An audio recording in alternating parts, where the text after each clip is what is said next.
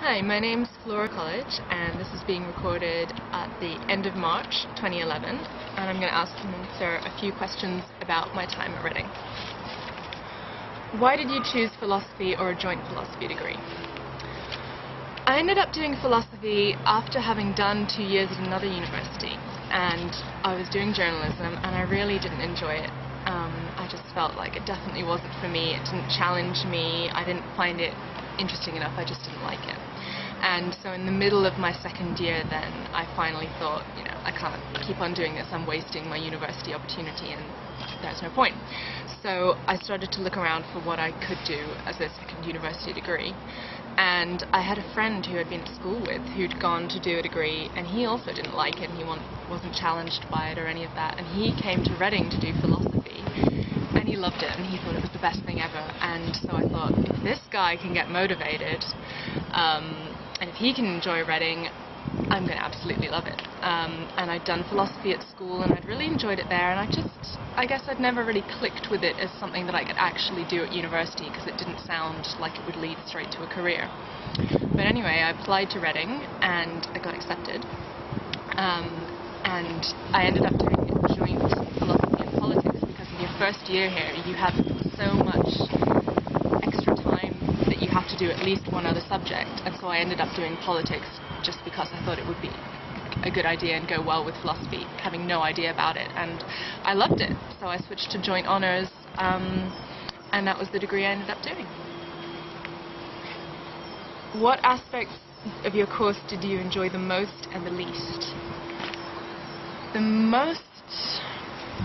I think the most enjoyable, purely from the course point of view, is the seminars, where you're in a much smaller group and you get a very good discussion going, and you often have a good discussion going with your lecturer, and you've got a lot of input, and it just really develops your ideas far more quickly than when you're just taking notes in a lecture, which is useful, but this really kind of gets it going and turning over in your mind, and it gives you good ideas for essays and research that you could do. So that's definitely the most enjoyable part, I think. And the least enjoyable, I don't know, it's difficult. I loved it all, but I'd have to say that there are times when you're going to have to take a module that you don't really want to. I mean, there were a couple in philosophy and a couple in politics that I just wasn't quite as interested in, and I still had to do them anyway. And I think you still learn a lot from it, and you get something out of it, but if you know what your interests are and they aren't directly related, it can be tougher getting on with those courses. What were the biggest surprises about your degree or about life as a student in general? Well, I mean, yeah, I got a big surprise doing this degree because it brought me towards the career path that I'm now pursuing and that I had no idea even existed. I was listening to a podcast about philosophy for one of my exams, and I heard someone mention this line of work, medical ethics, and I just thought, that's amazing, I've never even heard of that, that's incredible, that's a job, I could do that. So yeah, it brought me to the really kind of perfect thing for me, because I'd always known, even when I was younger, I didn't really know what I wanted to do, but I sort of wanted to help people and make the world better in some way, so I feel like I can do that a little bit with this. And surprises about student life, I don't know if there are any particular surprises. A lot of it is what you'd expect, and it's all great, and I met some of my best friends here, so I don't think there's anything particularly that you wouldn't expect, but it's all very positive. What skills do you think your degree gave you for future life? There's so many. I think no matter what line of work you do, if you do a philosophy degree, you just think differently at the end of it.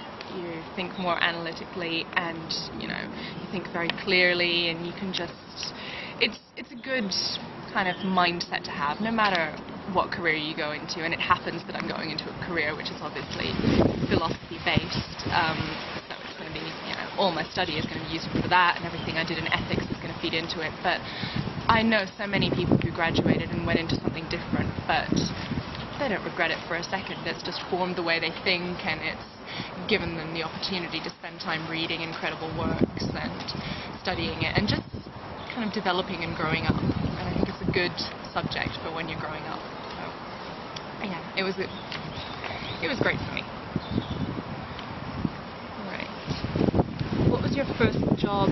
Did you get it easily? Did you go straight to this job? And if not, how long until you did?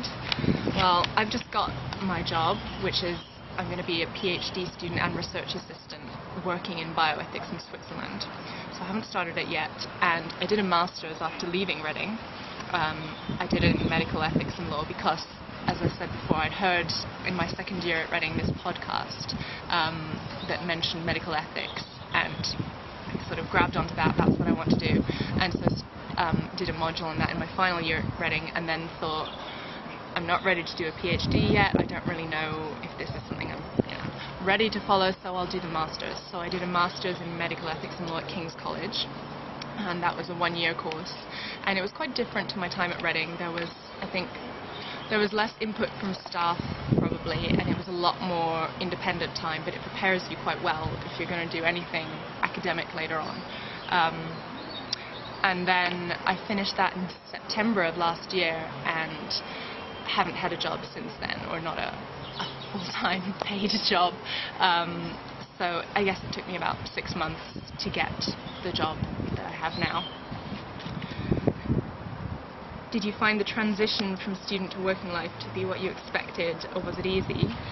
I'm not sure yet. I think it's going to be fairly in line with my expectations because I had the master's course, so I've got a good idea of academic life at a slightly higher level. But having said that, I'll also be working as someone's assistant, so there'll be a lot of expectations that I'll have to learn very quickly and make sure that I'm fulfilling. But I think because it's still in the academic line, it's going to be something that I'm quite well prepared for, so I don't think the work transition should be too hard. So I hope not anyway. What's the pay like? My pay is quite good, but I'm going to be living in Switzerland, so I think the tax and the cost of living is going to offset that a little bit, but it's quite good. And I think that's quite standard for if you go down the PhD route. It's well paid, and it definitely gives you a lot for work that you're probably going to be enjoying a lot, so it's good. How did your studies and training at Reading prepare you for this next step in your career? As I said, I'm going from academic to academic, so obviously everything like, being able to write a good structured essay, having good arguments in your essay, good referencing techniques, knowing the kind of journals that you research from, all that kind of thing. That's just, you learn it as soon as you get here, so that's going to be incredibly useful.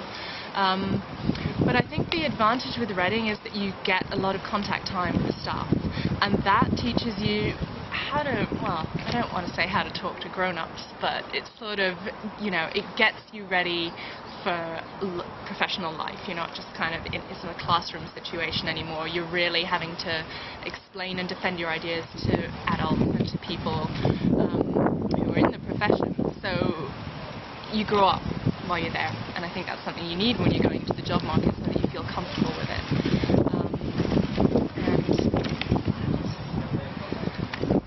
I think that's probably about it. It's going to be different for everyone depending on what job you go into. Sometimes, you might not want to ever look at a book again, so that's not going to be something that necessarily feeds into it. But being able to read a text critically is never going to be wasted in any kind of job. Being able to kind of go through arguments soundly and logically, these are all things that you get in philosophy, and I think you're going to end up using it in almost any job, so it's always going to be useful.